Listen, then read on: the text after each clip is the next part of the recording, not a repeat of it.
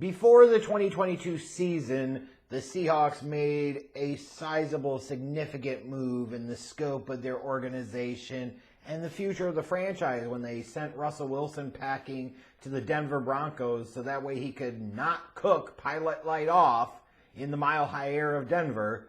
And they got a package back of picks and so forth, and it was a big deal because this is a guy in Russell Wilson that had been with the organization for a decade. He was the face of the franchise, and it's a 9-time Pro Bowl quarterback, and you're sending him off, trading him in his early 30s, and there was a large belief that the Seahawks were going to be really bad. Some thought of maybe the Seahawks were intentionally trying to be bad and totally reset the clock, which I thought was really odd considering you still had a 70-plus-year-old Pete Carroll as the head coach. Why in the hell would you be in a rebuilding mode with that old geezer? But I certainly was not alone in expecting that the Seahawks were going to be bad last year. Most people reasonably expected that.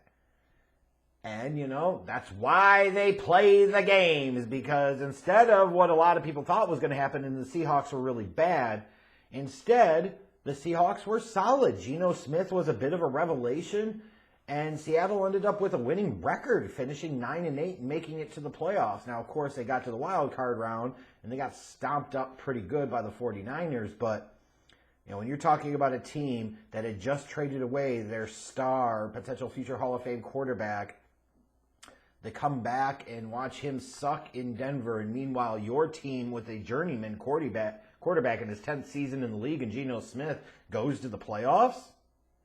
It's not bad, right? Not bad at all.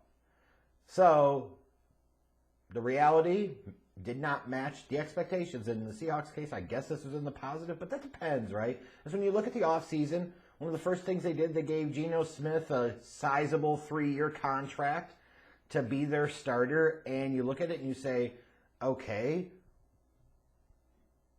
you're locking yourself into Geno Smith the next couple of years. I would agree. He looked really, really good, but you're locking yourself into Geno Smith the next couple of years. Very interesting. His team did spend a little money in free agency. They brought in Draymond Jones on that defensive line as well as Jerron Reed. You look at Evan Brown on the offensive line and the interior.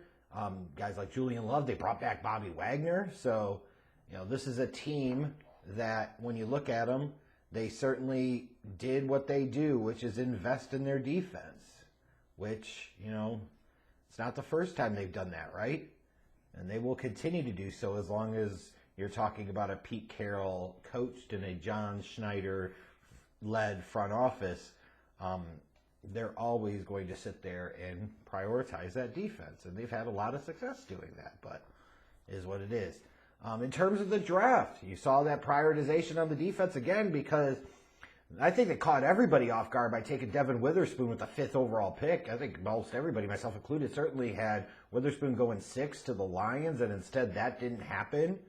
It was a surprise. I love the player, the prospect. I actually really liked the fit. I was surprised he met kind of the physical profile that the Seahawks liked the position. They tended to like taller corners with longer arms, and Witherspoon is not either of those. So it was interesting nonetheless. Then they came around with their other first-round pick, and they took Jackson Smith-Njigba, the wide receiver from Ohio State.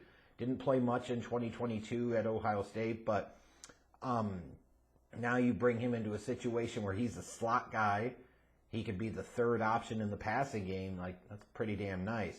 And they drafted Derek Hall to give them another complimentary edge rusher. Zach Charbonnet, for some reason, they drafted another running back in round 2 the year after drafting Kenneth Walker III in the 2nd round. How many fucking running backs do you need? Anyways, when I look at this Seahawks team, what I like about them, I'll start with the receiving core. I just kind of alluded to it a little bit. You've got DK Metcalf. You've got Tyler Lockett. You've got Smith-Njigba. That's a pretty solid trio right there. And for Jackson, he could sit there and play in the shadows a little bit. He doesn't have a ton of pressure to have to be the dude. He could just go out there and do his thing, right? And that's a nice feeling to have.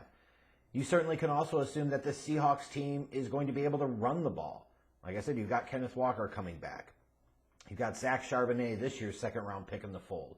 That's a pretty nasty 1-2 combination at running back. And then Geno Smith, No, he's not a Justin Fields, Lamar Jackson, Kyler Murray type of runner or Josh Allen type of runner. But Geno can get some yards with his feet, and he did last year. I think he had like 350 rushing yards, something like that. So when you look at those three guys, this team will be able to run the ball and should be able to run the ball relatively effectively. And then I also think they're going to be able to get to opposing quarterbacks. They were 7th in the league last year in sacks. You know, Darrell Taylor certainly had a good showing of it. I think he had like 9.5 sacks. And I would expect that that's going to remain the same. I mean, bringing in Draymond Jones, that's certainly not going to hurt. Even Jerron Reed, as much as you think of him as a run stuffer, a run-first defender, he's a guy that has in the past shown some ability to get after the quarterback.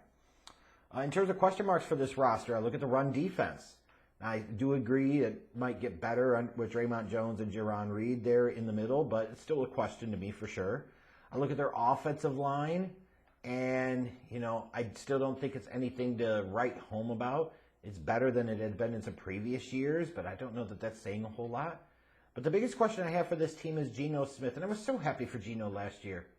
Like, it's year 10, and he's finally getting his moment in the sun. He got his big payday. Happy for the dude all the damn way. But can he repeat his 2022 performance? And for the Seahawks, was it a matter of it being kind of fool's gold, where they tricked themselves into believing that Geno Smith is more than what he actually is, and they can win more than they actually can with him at the quarterback position? Right? Like, did all of a sudden Geno just put it together and all of a sudden the Seahawks are God's gift to quarterback coaching? Maybe, but unlikely. Could we see a bit of a regression from Geno in 2023? Certainly could. I wouldn't be surprised if we did, even with some of the weapons he has, even with some of the help he has in the running game. In terms of schedule and games that I'm looking at that kind of matter for them, you look at the first 2 weeks of the year, they host the Rams and then they go to Detroit. Like, chance to get up on the Rams early.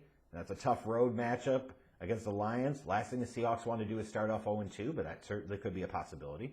Then the other really notable stretch of schedule for them, we look at weeks 11 through 15. 3 of those games on the road, 3 division games. You're talking about at the Rams, then they host San Francisco, then they flip to Dallas, at San Francisco, and then come back home to host Philadelphia in week 15. Like, that is a stretch of schedule right there where you could certainly see the Seahawks going 1-4 or even 0-5. So it is a stretch of schedule that they've got to minimize the damage there. And they've got to handle their business against some of the other teams in their schedule that they should beat.